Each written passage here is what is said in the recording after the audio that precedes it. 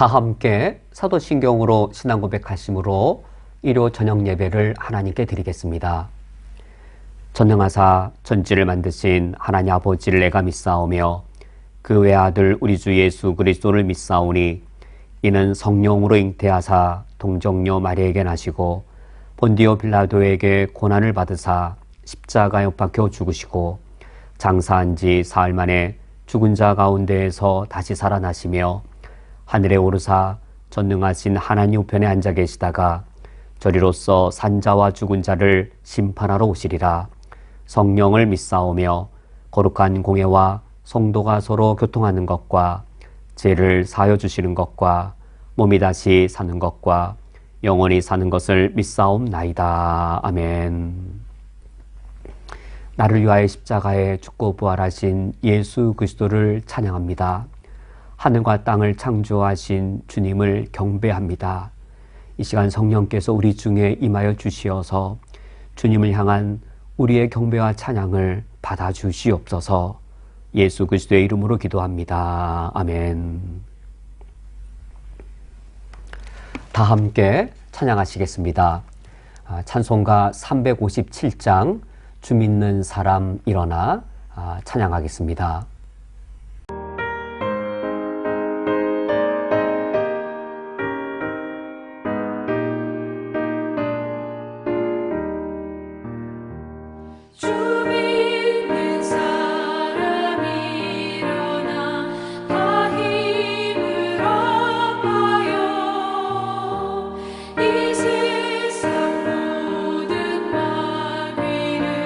다 쳐서 멸하세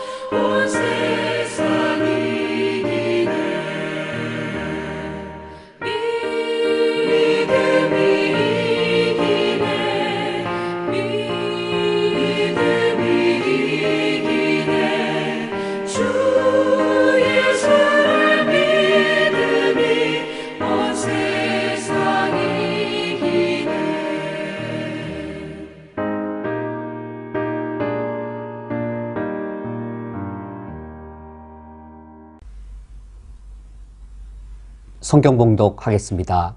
오늘 성경 말씀은 신약성경 마태복음 5장 13절부터 16절까지의 말씀입니다.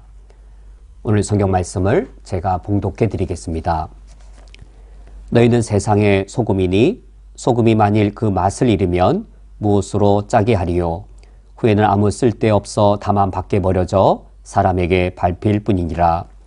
너희는 세상의 빛이라. 산 위에 있는 동네가 숨겨지지 못할 것이요 사람이 등불을 켜서 말 아래에 두지 아니하고 등경 위에 두나니 이러므로 집안 모든 사람에게 비치느니라. 이같이 너희 빛이 사람 앞에 비치게 하여 그들로 너희 착한 행실을 보고 하늘에 계신 너희 아버지께 영광을 돌리게 하라. 아멘. 다 함께 기도하고 말씀을 듣겠습니다.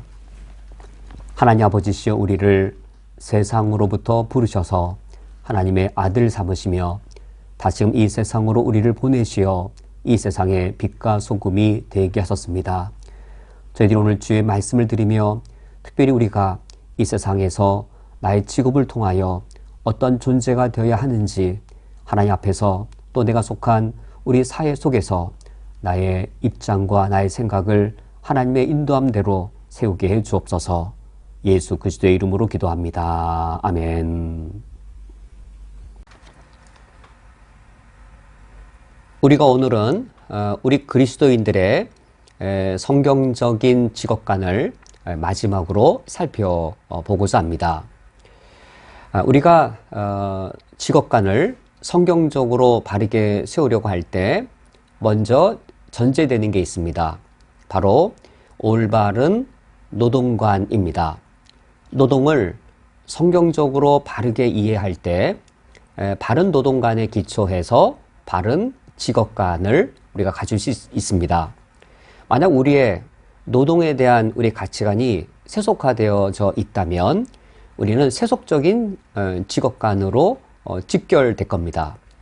성경적인 노동관을 갖고 있을 때 그 노동을 통해서 일을 하는 이 직업관을 바르게 가질 수 있는 것이죠.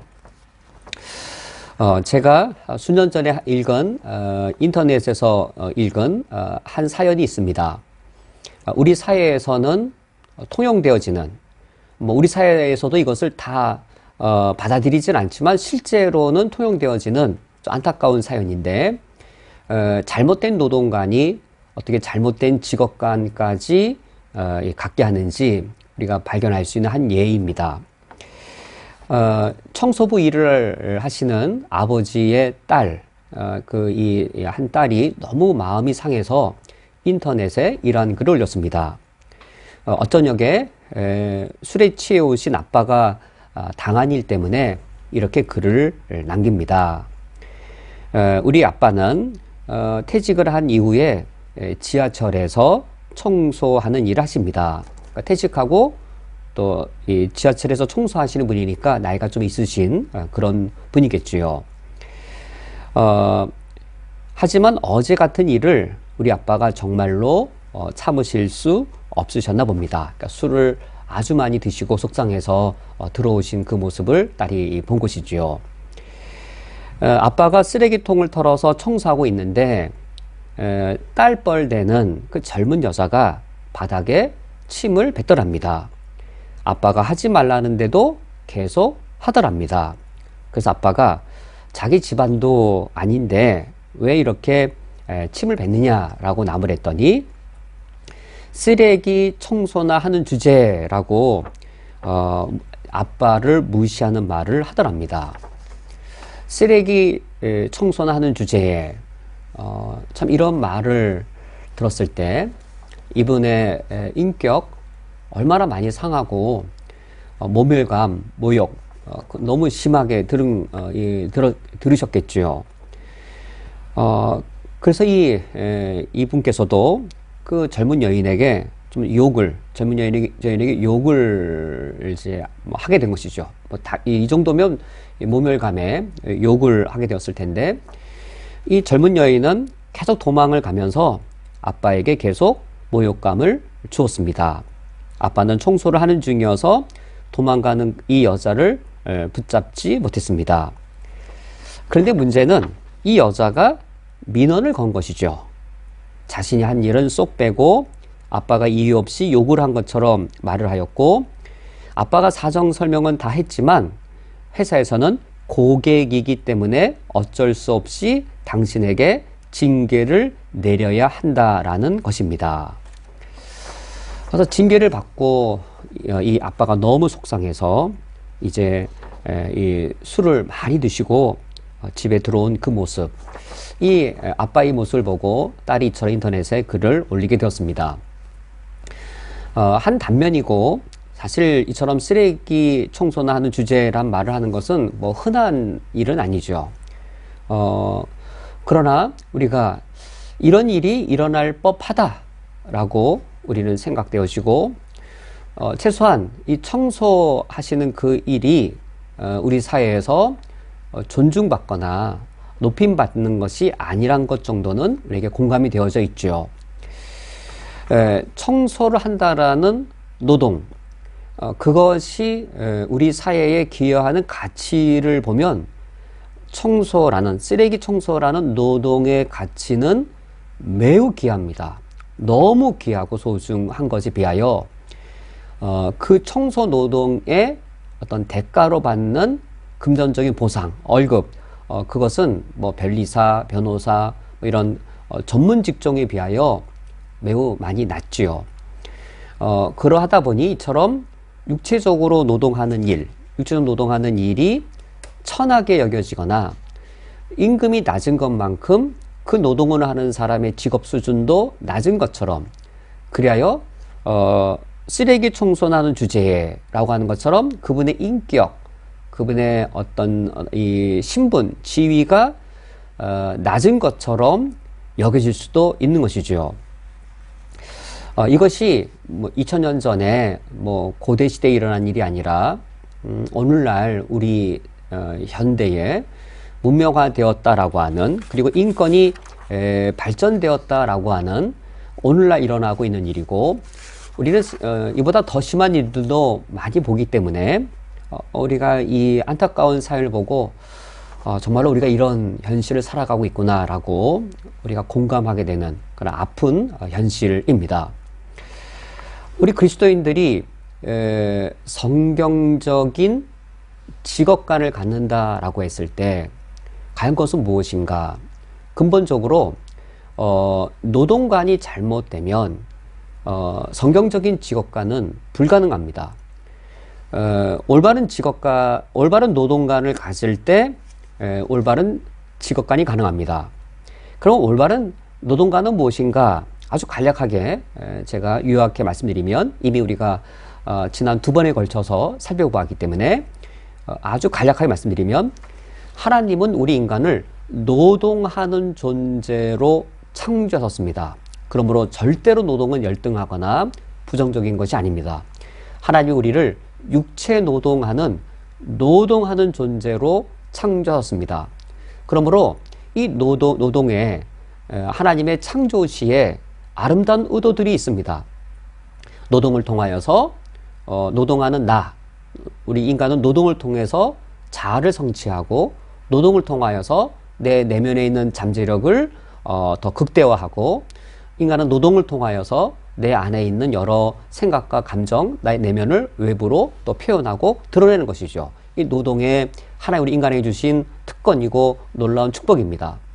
인간은 이런 자기 노동, 나의 잠재력을 드러내고 내 내면의 것을 외적으로 표현하고 창조성을 드러내는 이런 노동을 통해서 단순히 자아 성취로만 그치는 것이 아니라 이웃을 섬기고 사회에 봉사하고, 그리하여 세계가 유지될 정도가 아니라 세계가 발전되게 하는 것이죠. 그래서 창세기 1장 28절 우리가 이 땅을 다스리고 이 땅의 문명을 이루는 일이 바로 이 인간의 육체 노동을 포함한 노동을 통하여서 하나님이 우리에게 주신 이 창조 세계에서의 문화 명령을 감당하게 됩니다. 이것이 창조시에 창조주 하나님이 의도하신 노동의 본래 가치와 의미입니다. 그런데 우리가 창세기 3장에 가서 보면 아담의 범죄로 인하여서 이 노동이 생계수단으로 전락하게 됩니다. 이 두 가지의 사실이 두 가지의 현실이고 공존하는 현실입니다. 아담의 타락 이후에 태어난 우리 모든 인류들은 이 두 차원을 동시에 경험하는 것이죠. 여전히 노동에는 창조주의 의도가 나타나 있고 반영되어 있고 요구되어져서 창세기 1장 28절의 문화명령 우리가 감당해야 됩니다. 노동을 통해서 감당해야 됩니다. 노동의 긍정적이고 노동의 창조적인 그런 의미는 여전히 살아 있습니다.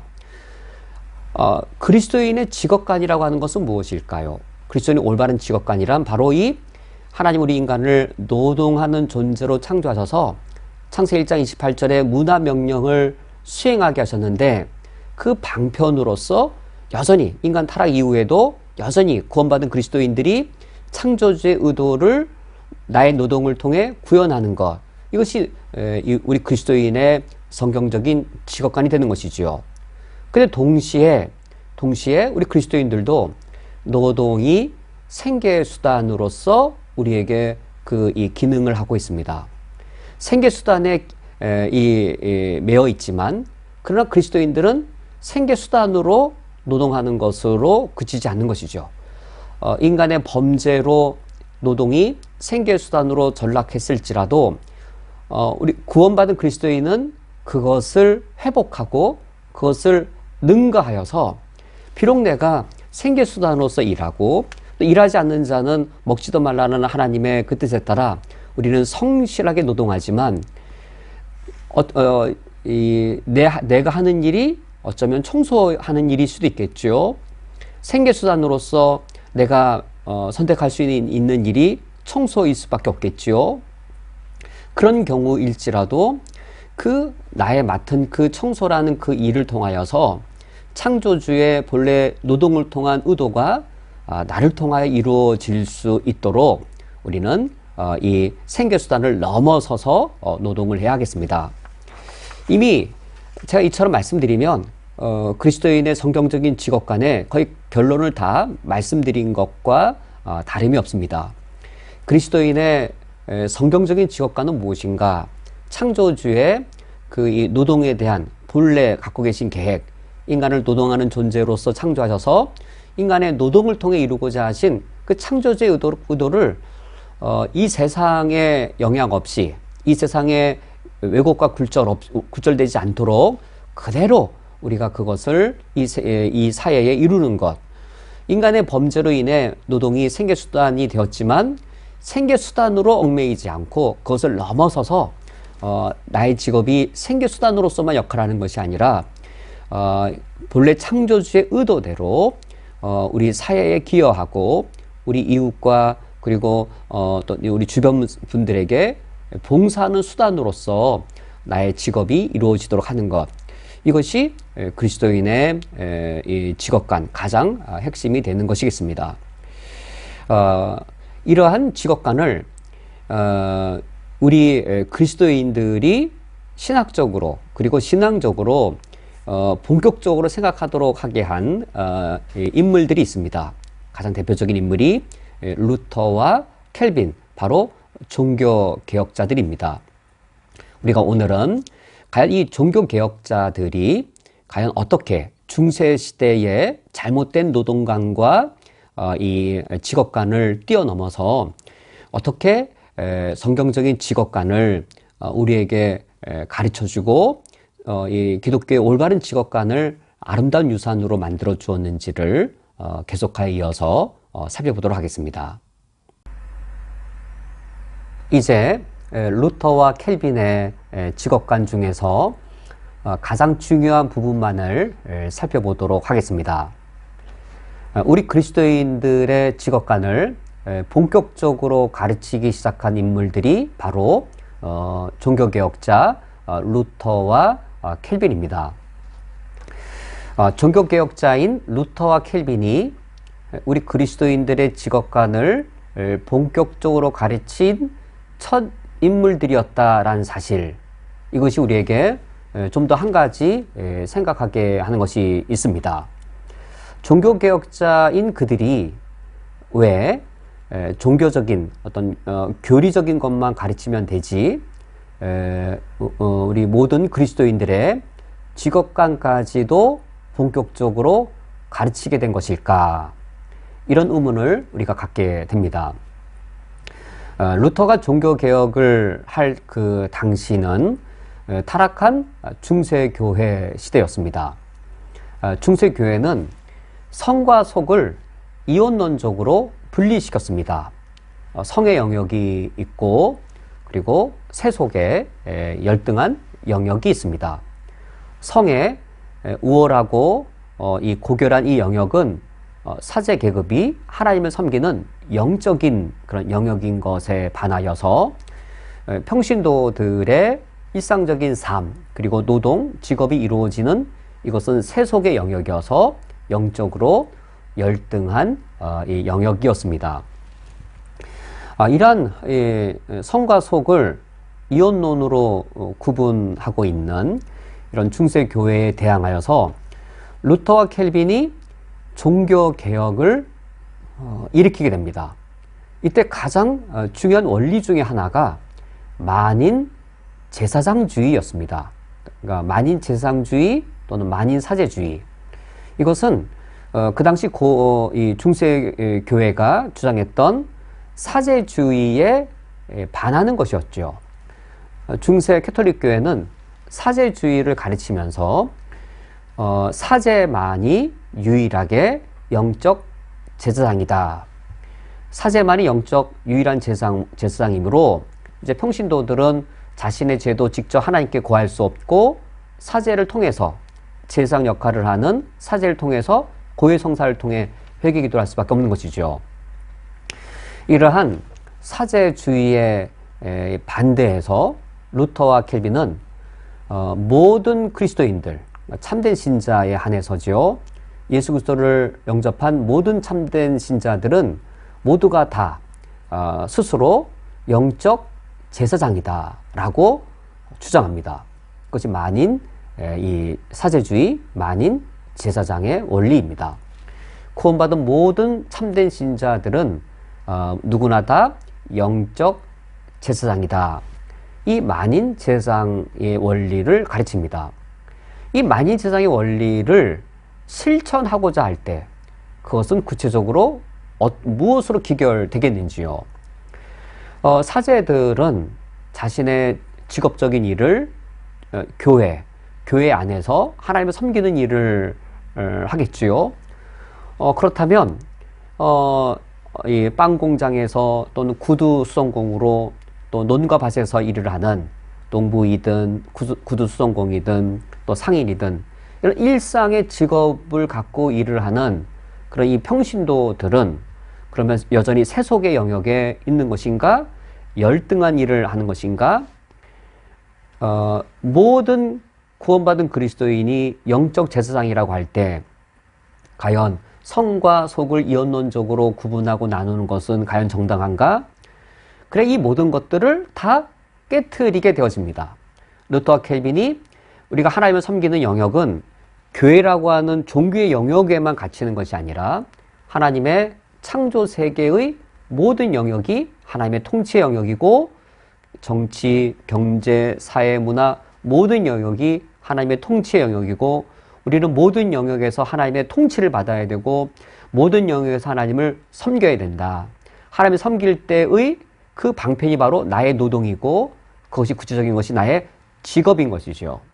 모든 영역에서 하나님의 통치를 받고 모든 영역에서 하나님을 섬기며 나의 노동을 통해 나의 직업을 통해 섬긴다면 그렇다면 그리스도인의 직업관이 이 중세교회 때 가르쳤던 그 직업관과 전혀 새로운 차원의 직업관을 갖게 되는 것이지요.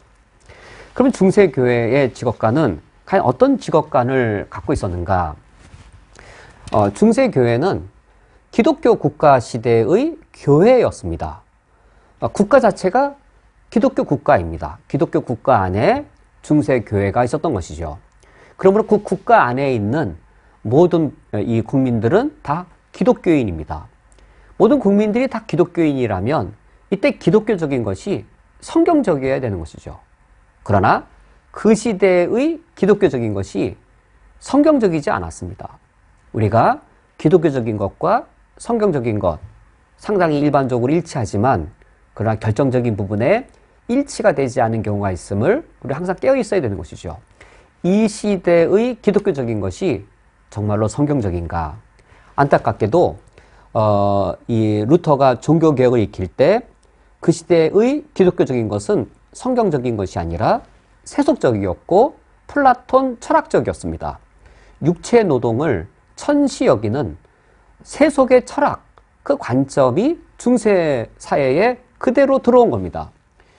플라톤은 아테네의 철학자이죠. 아테네란 도시를 보면 이 아테네가 이제 이 아테네 시민들은 자유인이어서 철학을 하고 그런 이 자유를 누리는 인물인 것에 비해 노예들이 있었던 것이죠. 플라톤은 자신이 살았던 그 아테네 시대를 그대로 반영을 해서 노예들의 그 노동을 천시 여기고 그리고 철학을 하는 그런 자유인들은 우월하게 여겼던 것이죠. 그것은 세속적인 정말 올바르지 못한 관점입니다. 중세 교회는 이런 플라톤의 세속적인 철학이 이 국가에 들어오지 못하도록 막아야 되는데 오히려 그게 교회의 역할이죠. 교회의 역할이란 세속의 가치관이 국가의 어떤 법이 되지 못하도록 가로막아야 되는데 오히려 그렇지 못했습니다. 오히려 영육이혼론, 그리스 철학의 영육이혼론을 중세교회가 오히려 받아들인 것이죠. 플라톤의 영육이혼론이 중세교회의 성과 속의 이혼론으로 오히려 더 받아들이게 되어서 중세시대의 이 신분사회를 형성하는 것에 오히려 일조하게 되었습니다. 이 중세시대의 어떤 이 사제계급은 통치계급에 맞먹을 만큼 귀족의 신분이 되는 것이죠. 반면에 이 플라톤이 주장했던 육체 노동을 하는 그 이 노예와 같은 낮은 사람들, 중세 사회가 기독교 국가임에도 불구하고 육체 노동은 천하고 낮고 열등한 것으로 여겨지게 됩니다. 반면에 어떤 사제들, 성경을 통해 또 기도를 통해 하나님을 묵상하고 영적인 일을 갈구하는 그런 사제들은 고귀한 존재, 숭고한 존재가 되는 것이죠. 빵을 만들고 또 이제 무거운 해머지를 하면서 칼을 만드는 육체 노동을 하는 것은 열등한 일. 그러나 수도사가 이 마음의 내면적인 정결을 위해 수양을 하는 것, 또 성경 필사를 하면서 영적인 진리를 추구하는 것, 이건 고귀하고 영적으로 우월한 일. 그래서 영적으로 우월한 일에는 하나님의 콜링, 소명이 있는 겁니다. 사제 계급에는 소명이 있는 겁니다. 반면에 뭐 이 빵을 만들거나 또는 물건을 팔거나 이 농부가 밭에 가서 일을 하는 이 일은 소명이 없는 것이죠. 이것이 중세 사회의 현실이었습니다. 그 시대의 기독교적인 것이었습니다. 성경을 따른 것이 아니라 고대 그리스의 철학을 따라 중세 교회가 이 잘못된 기독교의 모습을 만들어낸 것이죠. 이것을 역전시키고 성경적으로 이끌어낸 것이 바로 루터였습니다. 루터는 과연 그러면 어떻게 이것을 극복하였는가? 루터는 어떻게 노동을 그리고 직업을 바르게 바라볼 수 있게 하였는가? 루터는 루터의 아주 커다란 공헌입니다. 콜링, 부르심, 소명 다 같은 말이죠. 우리 한글 성경으로 보면 이제 뭐 한자가 아니라 우리 한글말로 주로 부르심이라고 우리는 한글로 주로 번역되어져 있는데 성경에서 부르셨다란 말이 여러 가지 의미로 쓰입니다. 뭐 그 여러 가지 의미가 예를 들면 첫 번째로 구원의로의 부르심, 두 번째로 거룩한 삶으로의 부르심, 세 번째로 어떤 하나님의 어떤 사역애로 부르심. 대부분 이 세 가지로 우리가 이제 쓰인 걸 보게 되었습니다. 우리를 구원하기 위해 부르시고 거룩한 삶을 위해 부르시고 그리고 어떤 기독교적인 어떤 이 사역, 뭐 선지자로 부르시거나 뭐 사도로 부르시거나 어떤 이런 사역으로 부르심. 성경에서의 용례는 다 이처럼 이 세 가지 다 종교적인 것이죠. 구원이든 거룩한 삶이든 사역이든. 성경의 용례는 다 이처럼 어떤 기독교적인 것의 경우에만 성경적으로 나옵니다. 그런데 이것을 그러니까 중세교회는 그렇다 보니 소명을 기독교적인 거에만 소명이 있다고 여긴 거예요. 성경의 용례가 다 기독교적이니까 구원으로든 구원받은 거룩한 삶이든 어떤 거룩한 사역이든 성경의 용례의 거룩함이 다 부르심이 다 이런 영적인 신앙적인 것이어서 이처럼 사제 계급에만 부르심이 있고 농부나 어부나 상인 이런 일상의 직업에는 소명이 없는 것처럼 여긴 것에 비하여 루터가 아주 혁명적인 해석을 합니다. 모든 직업에 하나님의 부르심이 있다라고 아주 혁명적인 해석을 합니다. 소명에 대해 아주 혁명적인 해석을 합니다. 과연 이 혁명적 해석이 옳은가? 성경에 그런 용례가 없어도 옳은가? 성경에 용례는 없지만 성경에는 신학의 틀이라고 하는 부분이 있습니다. 신학의 틀이라고 하는 전체적 완성을 놓고 보면 루터의 해석이 너무 당연하게 옳습니다.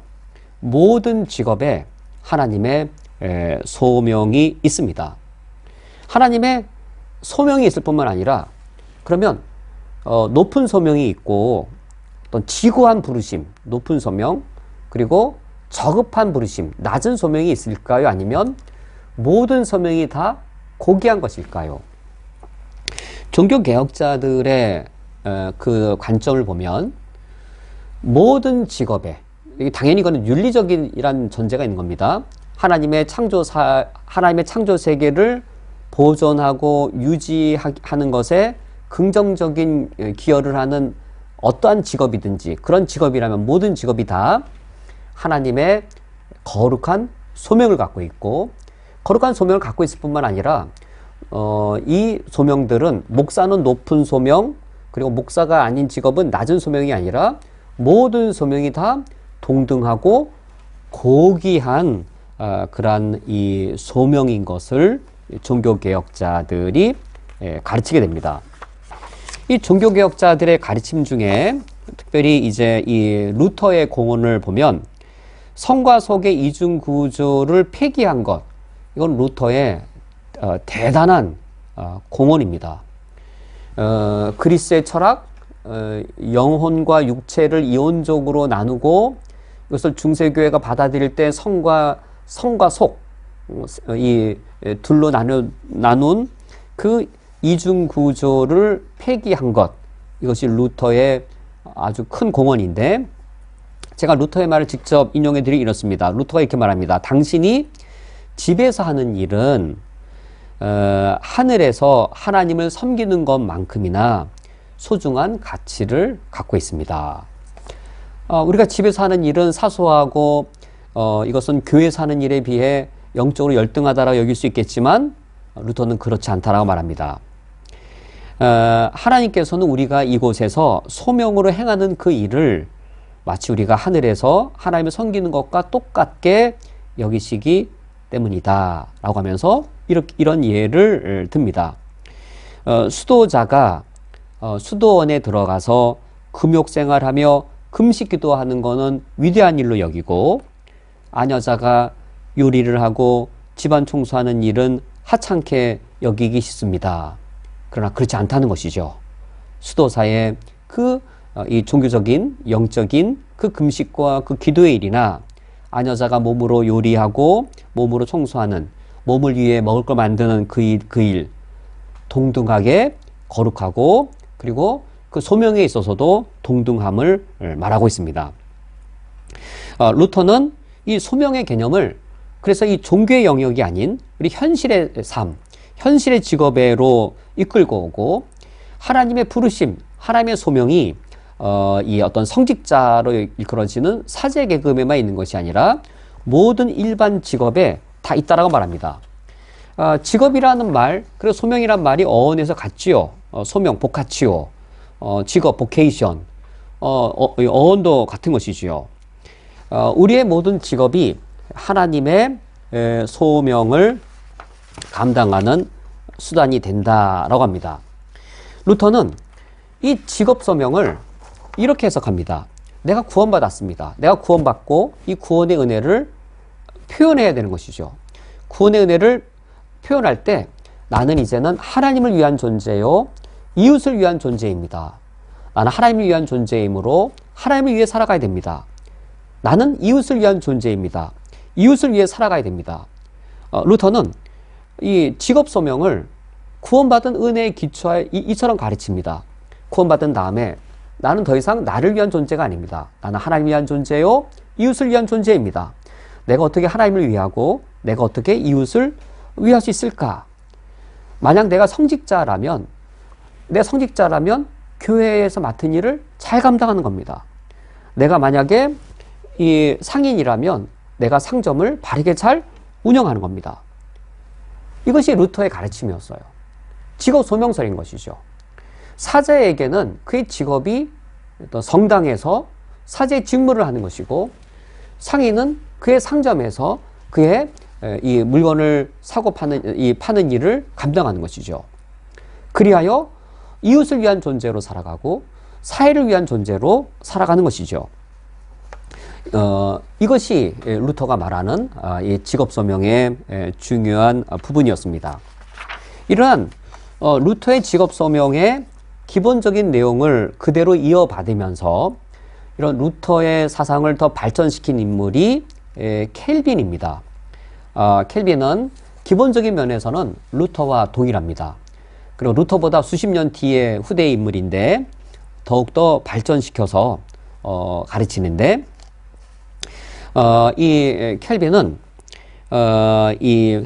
우리 그리스도인의 이 직업을 마치 군인과 비교하면서 우리 그리스도인들이 이 사회에 나아가서 바르게 직업을 감당하고자 할 때에 이 세상의 많은 죄악과 직접적으로 부딪히게 되는 것이죠.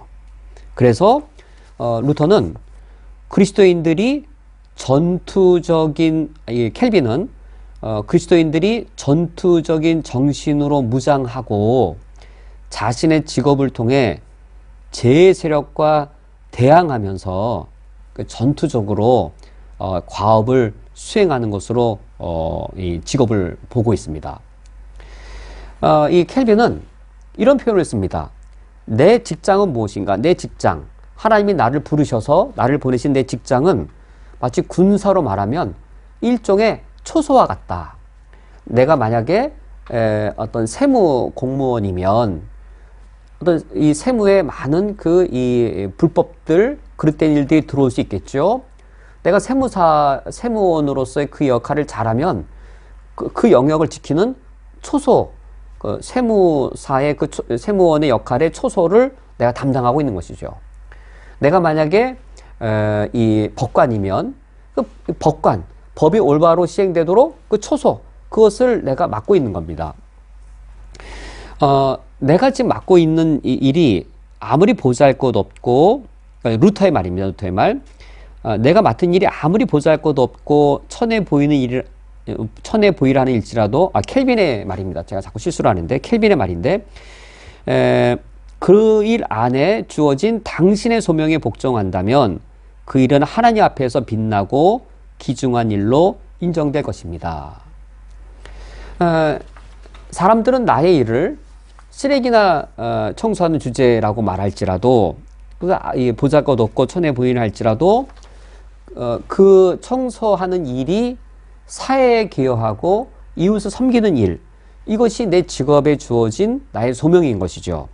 이 소명에 복종한다면 그 일은 하나님 앞에서 빛나고 귀중한 일로 인정될 것이라고 이제 이 켈빈이 가르칩니다. 이런 켈빈의 가르침이 상당히 탁월한 것이죠. 이런 켈빈의 가르침에 따르면 여기에는 노동 천시하는 사상이 극복되어져 있고, 또 또 무엇이 극복되어져 있을까요? 우리는 직업의 귀천을 사실상 뭐 좋은 직업, 나쁜 직업을 월급으로 많이 따지죠. 그러나 켈빈의 이런 소명 사상에 의하면 노동 천지 사상의 극복뿐만 아니라 우리가 돈에 의해 직업의 좋고 나쁨을 따지는 것 자체를 넘어설 수 있게 됩니다. 그 직업이 진실로 우리 사회에, 우리 이웃에 과연 얼마나 유익이 되고 얼마나 우리 사회 유지함에 있어서 기여하는가. 이것이 내 노동의, 내 직업의 진정한 가치가 되는 것이지요. 이와 같이 종교개혁자들은 직업을 단순히 생계의 수단이나 돈을 버는 수단으로 여기지 않았습니다. 물론 우리가 직업을 생계수단으로 삼고 있는 것이 첫 번째이지만, 그러나 그것을 능가하도록 종교개혁자들이 가르친 것이죠. 바로 소명의 개념을 통하여 그것을 가르쳤습니다. 루터처럼 나의 직업은 내가 구원받은 이후에 하나님을 섬기고 이웃을 섬기기 위한 방편이다 라고 루터가 가르치거나, 또 켈빈이 가르치기를 나의 직업은 이 세상에서 하나님의 나라를 바르게 세우기 위한 영적인 초소다, 하나님 나에게 맡겨주신 초소다 라고 내 직업에 하나님의 소명을 발견하고 그 소명을 감당하는 장으로서의 직업으로 이해하도록 가르쳤습니다. 그러므로 그리스도인은 직업을 통하여 세상으로부터 피해는 것이 아니라, 세상 속에 단절되는 것이 아니라 세상 속으로 들어가고 세상 안에 선한 영향력을 미치는 것이지요. 우리가 오늘 읽은 이 마태복음 5장 13절에서 16절 말씀을 보면 우리 그리스도인을 세상의 소금이라고 말씀하고 있고, 또 14절 세상의 빛이라고 말씀하고 있습니다. 세상의 소금, 세상의 빛이므로 우리 그리스도인과 세상의 관계가 어떠한가요? 세상과 무관하거나 세상 밖에 있을 수가 없습니다. 세상의 빛, 세상 속에 있어야 되는 것이죠. 세상 속에 들어가서 세상 안에 영향력을 미쳐야 되는 것이죠. 세상을 위한 빛이 되어야 되고 세상을 위한 소금이 되어야 되는데, 바로 나의 노동, 나의 직업이 그 방편이 되어야 하는 것이죠. 제가 마지막으로 우리나라의 한 사례를 제가 소개해 드리겠습니다. 전남 여수에 한 식당이 있는데 그 이름이 괜찮은 사람들입니다. 우리가 식당이라고 하면 뭐 음식을 당연히 뭐 이렇게 만들어 파는 곳 정도, 여기에 무슨 거룩한 소명이 있을 수 있을까? 우리가 이런 식당을 통해서 내가 무슨 하나님의 뜻을 이룰 수 있을까 싶겠죠. 식당이라고 하는 노동, 식당업이라고 하는 직업, 여기에는 과연 어떠한 소명과 사명을 감당할 수 있을까? 이 괜찮은 사람들, 이 식당에 들어가면 그 정문에 이렇게 위쪽에 이 식당의 사명이 구절로 이렇게 적혀 있습니다. 신선하고 안전한 식재료를 사용하는 것은 괜찮은 사람들의 사명입니다. 괜찮은 사람들 임직원 일동이라고 적혀 있습니다. 식당과 사명, 연결이 안 될 것 같은데, 이 괜찮은 사람들이란 식당은 자신의 식당의 사명을 이처럼 앞에 걸어놓고 일을 하고 있습니다. 무엇이 사명인가? 신선하고 안전한 식재료를 사용하는 것. 이것이 이 식당의 사명이라고 합니다. 이것은 그리스도인이나 비그리스도인이나 다 동의하는 식당의 정말로 사명입니다. 이런 사명이 그 노동에, 그 직업에 두신 하나님의 부르심, 하나님의 소명인 것이죠. 손님을 위해서는 이러한 소명과 사명이 있을 것이고, 손님을 위해서뿐만 아니라 종업원을 위해서도 이 식당에 사명이 있겠죠.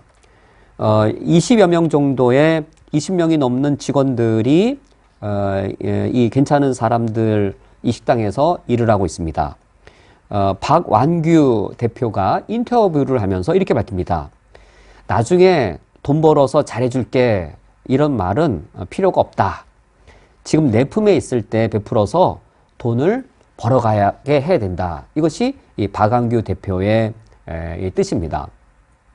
자신이 생계수단으로 이 식당을 하고 생계수단을 넘어서면 돈을 많이 벌기 위해 이 식당을 하는 것이 아니라 루터식으로 표현하면 내 직업은 내가 하나님을 사랑하고 이웃을 사랑하는 그 방편, 내가 하나님을 섬기고 이웃을 섬기기 위한 방편으로 내가 직업을 갖는 것이지 내가 나를 위해 돈을 벌고 내가 잘 살기 위해 돈을 버는 것 거기에 매이지 않는 것이죠.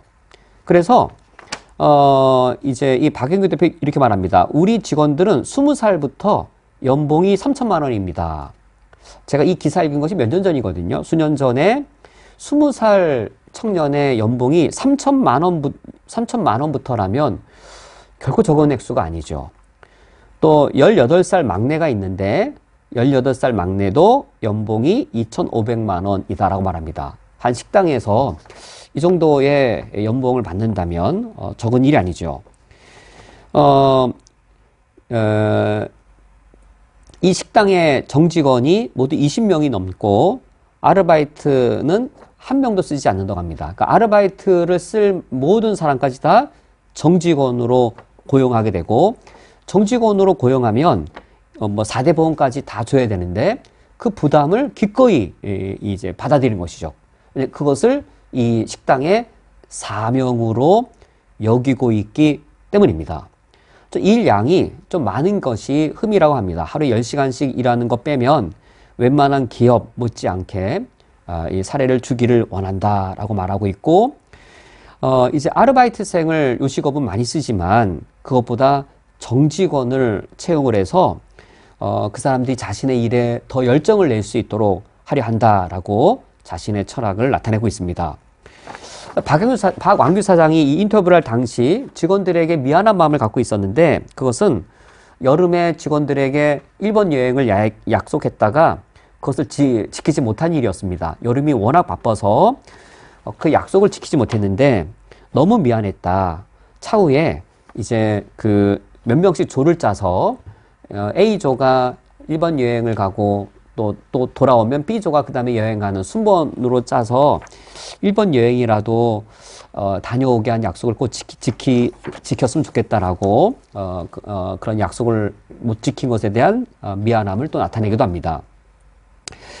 어떻게 그럼 이 식당이 이렇게 종업원들에게 최대한의 또 이 급료와 또 후생복지를 감당하려고 하는가? 이곳에 이 식당에는 주방장이 없다라고 합니다. 왜냐하면 주방장에게 상대적으로 더 많은 임금이 들어가기 때문인 것이죠. 주방장이 없는 대신에 이제 시스템으로 맛을 낸다 이렇게 표현합니다.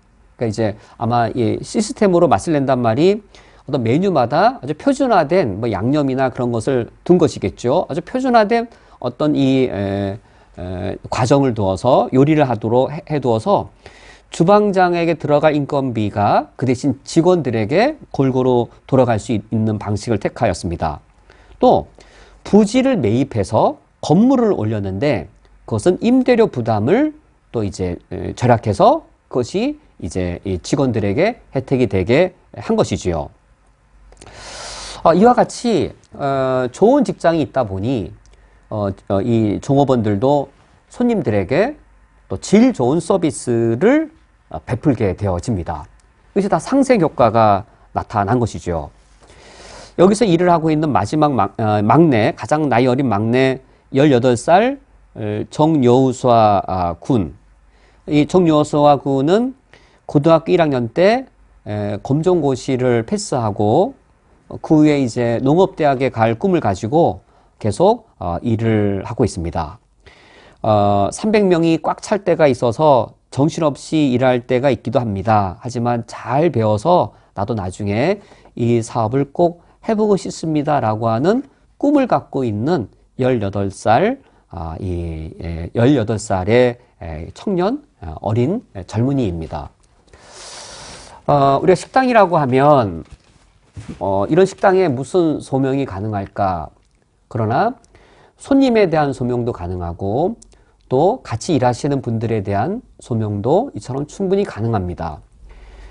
우리가 갖고 있는, 우리가 택할 수 있는 모든 직업들에 이와 같이 하나님의 소명이 있는 것이죠. 하나님이 창조한 이 세계를 아름답게, 우리가 살아가는 이 공동체를 더욱더 아름답게 만들어 가고자 하는 거기에 목적을 둔다면 내 직업에 둔 하나님의 소명을 우리가 충분히 발견할 수 있을 겁니다. 함께 기도하시겠습니다. 하나님 아버지시여, 우리가 세상 속에서 살아가지만 세상에 물들지 아니하며 하나님의 말씀으로 다스림 받아 하나님 백성답게 생각하고 하나님 백성다운 그런 가치관에 따라 세상 속에 구별된 삶을 살게 해 주옵소서. 지난 3번에 걸쳐 그리스도의 직업관에 관한 말씀을 들었사온데 이것이 나의 가치관이 되게 하시며 내 삶의 방식이 되게 하셔서 세상의 빛으로 세상의 소금으로 드러나게 해 주옵소서. 예수 그리스도의 이름으로 기도합니다. 아멘. 다 함께 주기도로 오늘 예배를 폐하겠습니다. 하늘에 계신 우리 아버지여, 이름이 거룩히 여김을 받으시오며 나라가 임하시오며 뜻이 하늘에서 이루어진 것 같이 땅에서도 이루어지이다. 오늘 우리에게 일용할 양식을 주시옵고 우리가 우리에게 죄 지은 자를 사하여 준 것 같이 우리 죄를 사하여 주시옵고 우리를 시험에 들게 하지 마시옵고 다만 악에서 구하시옵소서. 나라와 권세와 영광이 아버지께 영원히 싸움나이다. 아멘.